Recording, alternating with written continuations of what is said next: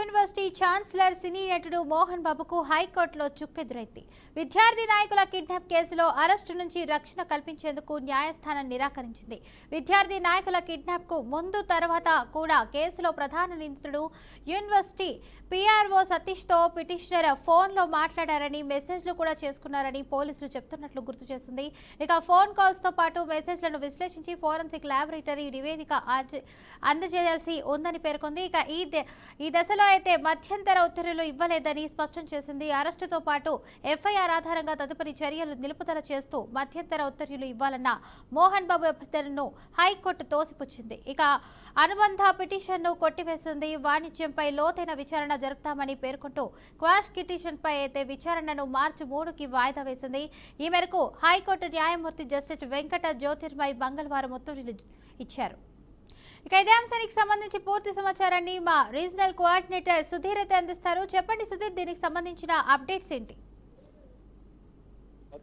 చూసుకుంటే మోహన్ బాబు సినీ నటుడు, ఎంపీ కళాశాల సంబంధించినటువంటి చైర్మన్ ఇటీవల కాలంలో వస్తున్నటువంటి చాలా వరకు ఆరోపణలు, ఏదైతే అక్కడ చదువుతున్నటువంటి విద్యార్థులు ఉన్నారో వీళ్ళ వద్ద ఫీజులు అధిక మొత్తంలో వసూలు చేస్తున్నారని వస్తున్నటువంటి ఆరోపణల నేపథ్యంలో గత 20 రోజుల క్రితం తీసుకున్నట్టయితే విద్యార్థి సంఘాలు ఈ యొక్క కళాశాల ముందు కూర్చొని ధర్నా చేయడం జరిగింది. అయితే చాలా వరకు పోరాడినప్పటికీ ఇంకా కలెక్టర్ గారికి ఒక ఫిర్యాదు ఇవ్వాలనేటువంటి నేపథ్యంలో ఈ యొక్క విద్యార్థి సంఘాలకు సంబంధించినటువంటి నాయకులు తిరుపతి జిల్లా వద్దకు చేరుకోగా అక్కడ ఉన్నటువంటి ఈ యొక్క నాయకుల్ని మోహన్ బాబుకు సంబంధించినటువంటి బౌన్సర్లు కావచ్చు, అలాగే అతని యూనివర్సిటీకి సంబంధించినటువంటి పిఆర్ఓ సతీష్ కావచ్చు, వీళ్ళు రావడం వాళ్ళపైన దాడి చేసి ఇద్దరిని కూడా కిడ్నాప్ చేశారు. అయితే వెంటనే అప్రమత్తమైనటువంటి పోలీసులు 6 బృందాలుగా డివైడ్ అయ్యి ఎవరైతే కిడ్నాపర్లు ఉన్నారో వీళ్ళని అదుపులో తీసుకుని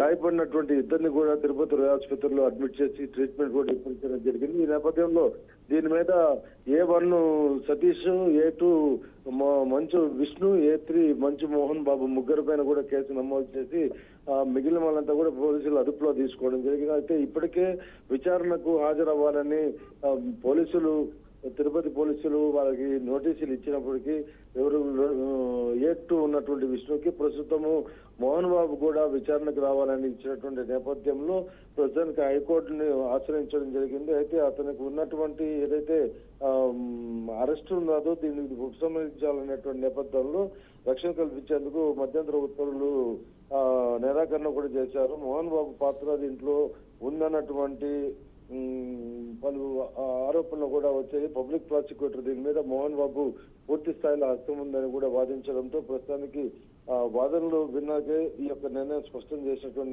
న్యాయస్థానం కేసు విచారణ మార్చి 3వ తేదీకి వేయడం జరిగింది. అయితే ఇప్పటి వరకు వస్తున్నటువంటి విద్యార్థుల పట్ల కావచ్చు, అలాగే వాళ్ళు కట్టినటువంటి అధిక ఫీజులు దాదాపు 26 కోట్ల పైనే ఉంది. వీళ్ళంతా తిరిగి కళాశాలకు సంబంధించినటువంటి యాజమాన్యము తిరిగి యొక్క విద్యార్థులకు చెల్లించాలనేటువంటి నేపథ్యంలో ధర్నాలు చేస్తుంటే ఈ రోజు బౌన్సర్లను పెట్టి దాడి చేసినటువంటి కేసులో ప్రధానంగా తండ్రి కొడుకు మోహన్ బాబు అలాగే మంచు విష్ణు ఇద్దరు కూడా ఈ యొక్క కేసులో నిందితులుగా ఉండడము, ప్రస్తుతానికి దీనిపైన క్రాష్ పిటిషన్ కూడా వేస్తే ఆ యొక్క పిటిషన్ కూడా రద్దు చేసి ప్రస్తుతానికి ఈ యొక్క అరెస్ట్ నుంచి రక్షణ కల్పించేటువంటి మధ్యంతర ఉత్తర్వులు కూడా ఈ రోజు క్యాన్సిల్ చేసినటువంటి పరిస్థితి ఉంది. మరొక విచారణకు పూర్తి ఆధారాలతో మోహన్ బాబుకు హస్తం ఉందన్నటువంటి ఆధారాలతో పబ్లిక్ ప్రాసిక్యూటర్ ముందు పెడతామని కూడా చెప్పడం జరిగింది.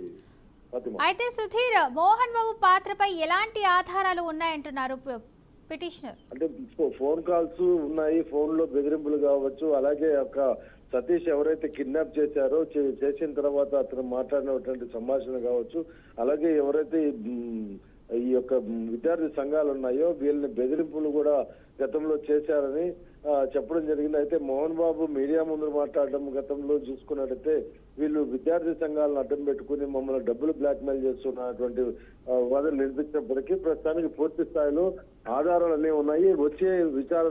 వచ్చే వాయిదాకి ఖచ్చితంగా న్యాయస్థానంలో హాజరుపరుస్తామని కూడా పబ్లిక్ ప్రాసిక్యూషన్ తెలపడం జరిగింది. రైట్, ఇక ఈ కిడ్నాప్ కేసులో నటుడు మోహన్ బాబుకి అయితే ఇలా చుక్కెదురైంది అంటున్నారు. మరి ఇక ఫోన్ కాల్స్ తో పాటు మెసేజ్లు కూడా విశ్లేషించి ఫోరెన్సిక్ ల్యాబొరేటరీ నివేదిక కూడా ఇచ్చిందంటారా?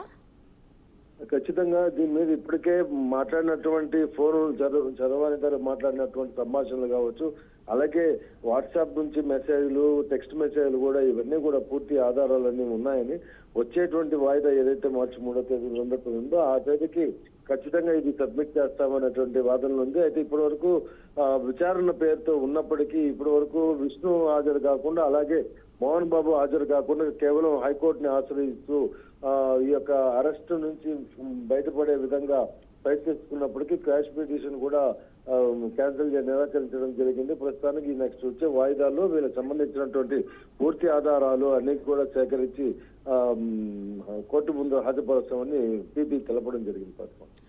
Right, thank you Sudheer for the update.